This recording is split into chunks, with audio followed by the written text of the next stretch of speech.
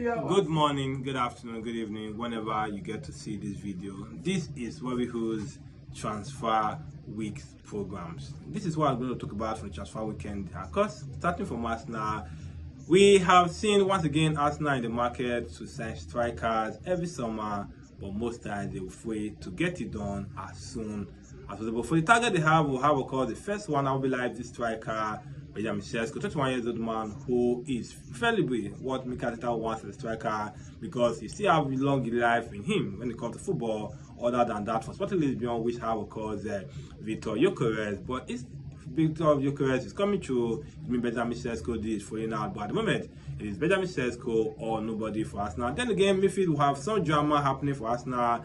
First, we have the last, of course, Zubimendi will be coming in because that day have been in place in January 2025, in which they went to the market to try to sign a striker in the January transfer market, but did not get anyone for themselves. But then after a bit, of course, the Zubimendi, we're going to talk about the man who is still an Arsenal player, but he currently runs out on 30th of June, so he might be leaving as a free agent. So if he doesn't go to come back for Arsenal as regarding transfer market and signing, then the one man from Brentford, Christian Nordgaard, who has now put in 10 million plus add-on, will just be the man perfectly ready to replace. They are going to most party. Alongside, we're going to be talking about his partnership with the of course, the Christian Nordgaard, Zubimendi, and Declan Rice. So for the attacker, we have of course Arsenal still looking out for Eberechi.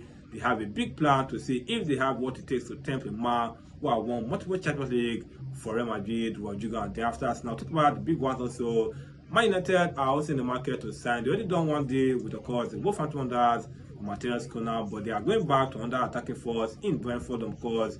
Bamo, £60 million they have made on the table, though not reachable for the Brentford team, but they are still negotiating for an acceptable fee. Because if they don't go for him, the Tottenham Hotspur might come for him, because Tottenham Hotspur, under the coach now of his former team, of course, the Thomas Frank will be the man to get this man signed for them. So for Man United, let's about Chelsea. One transfer done, Leon Delap, but still they are going back to the team in which they tried to sign one in the first 10 days of the transfer market. Jeremy Gittins for Borussia Dortmund, 45 million they made in the first transfer target, not suitable for Dortmund, but now they are back. We are still hoping that that deal will go through for Chelsea. We hope that this man can add some fire force to the team. But for that, let's talk about the champion of the league. Liverpool already made some fantastic signing. Jeremy Frimpong from, of course, Bayern Leverkusen, Florian Wirtz for Bayern Leverkusen for a world record fee for the club. I also have, of course, other transfer market, which, of course, including, of course, Milo Kekes from Bournemouth. Recently, they made that with 40 million, and probably a direct replacement for Robinson if eventually he doesn't sign the contract extension. Maski already know we're doing some big deal already before they went to the FIFA World Cup. That, of course, Ryan Cherki, that, of course, likes of Renda from AC Milan, but still they're hoping to 1 to 2 transfer market, including some outgoing players like, of course, Jack Grealish and the photo. Of course, that is about some of the big teams away from the Premier League. Barcelona are also making transfer market.